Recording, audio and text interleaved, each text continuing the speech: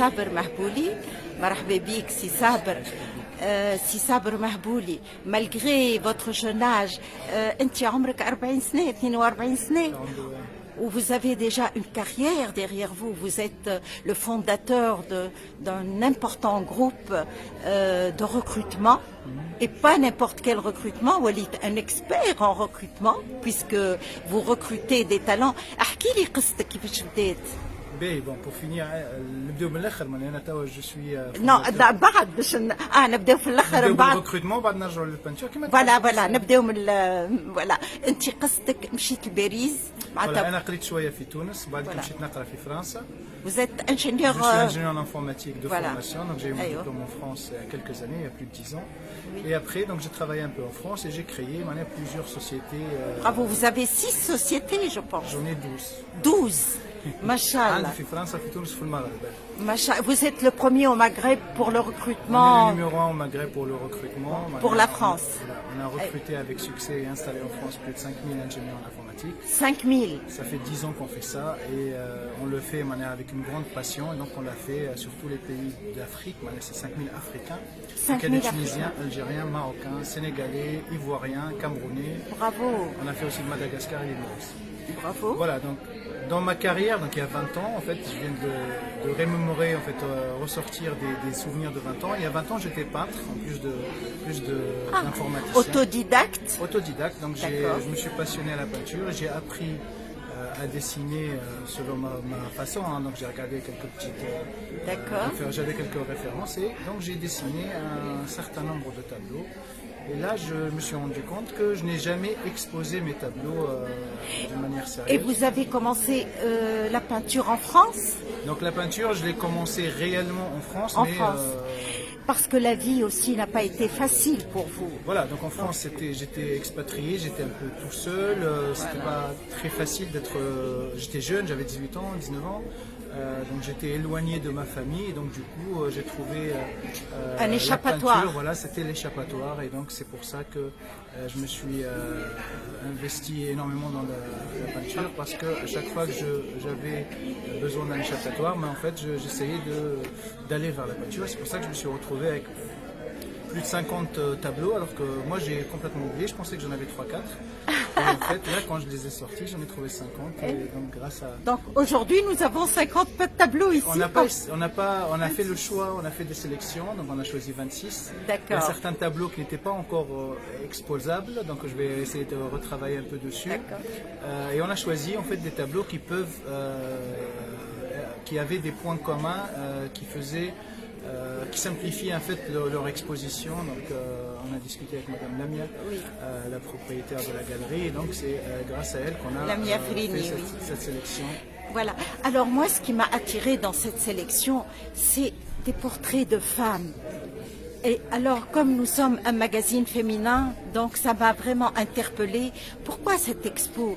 Et il y a beaucoup de frustrations, j'ai vu dans ces tableaux aussi, des frustrations. En fait, voilà, ça c'est une petite discussion que j'ai eue avec beaucoup de mes amis et beaucoup de personnes qui ont vu le tableau. D'ailleurs, on a fait un exercice pour essayer de voir. Moi, quand je vois ces tableaux-là, je ne sens pas de frustration. Moi, c'était plus ce que je sentais, c'était une résistance. Une résistance. C'était une revanche, une combativité.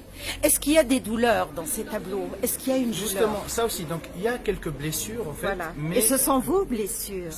Bon, un peu bien sûr, il y a beaucoup de blessures qui sont personnelles. Il y a beaucoup de vous dans ces tableaux. Voilà, c'est vraiment un échappatoire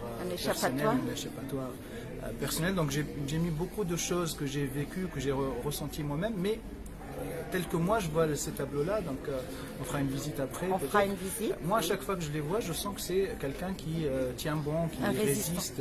Et nous avons besoin de résister en ce temps de douleur aussi, ce que nous vivons maintenant au Proche-Orient. Donc c'est un peu cette résistance. Le contexte, justement, il était propice à une exposition de ce type parce que là, on sent que la résistance est importante. Voilà, il faut résister. Pareil, le rôle de la femme dans notre société, c'est important de remettre ça... de mettre ça en valeur. Donc c'est pour ça qu'on a sélectionné les tableaux qui coller avec justement ces deux idées, la résistance, la persévérance et la femme.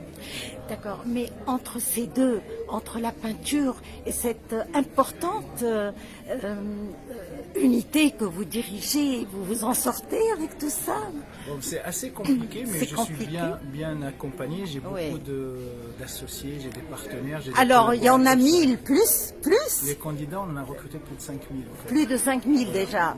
On Bravo. essaye de ne pas trop mettre ça en avant parce que malheureusement, on a des personnes qui voient ça comme une fuite des cerveaux, alors que nous, ce qu'on voit, c'est une accélération de carrière et c'est la liberté totale. En fait, quelqu'un qui veut aller travailler aux États-Unis, au Canada ou en France, normalement, personne ne doit lui dire non, ne pars pas, tu restes ici. C'est Bravo. sa vie, c'est sa Bravo, carrière. c'est ça. Donc nous, on essaye d'aider les personnes qui veulent s'expatrier, qui veulent aller vivre à l'international, à le vivre dans de bonnes conditions. On a beaucoup de filles aussi, beaucoup de femmes Ah oui. qui veulent partir à l'international et malheureusement, elles font face à des obstacles encore plus sûr, importants que bien les garçons. sûr, bien Et sûr. donc on rencontre leurs parents, on essaie de les convaincre que même les filles peuvent s'en sortir, peuvent apprendre des choses.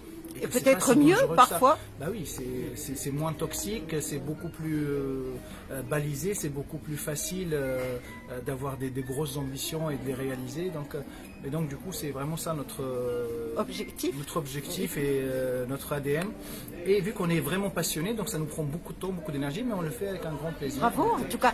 Est-ce que les Tunisiens peuvent avoir recours à vous aussi? Ben justement, en fait, nous on a commencé avec les Tunisiens et les Tunisiens représentent presque 40% de tous les recrutements qu'on fait. Donc Bravo. tous les autres pays représentent que 60%. Donc les Tunisiens sont très appréciés et très recherchés par les sociétés D'accord. françaises. Donc, si un Tunisien voudrait s'adresser à vous, vous avez une page Facebook. Oui, Est-ce bien que sûr. vous, Une voilà. page Facebook avec plusieurs centaines de... Merci beaucoup, Aïcha. Avec ouais. plusieurs centaines de milliers de fans et donc ils peuvent s'inscrire sur S'Integra Consulting, donc c'est notre société. D'accord. Et donc postuler et venir assister avec nous à des salons, rencontrer des directeurs et des dirigeants français et tenter leur chance.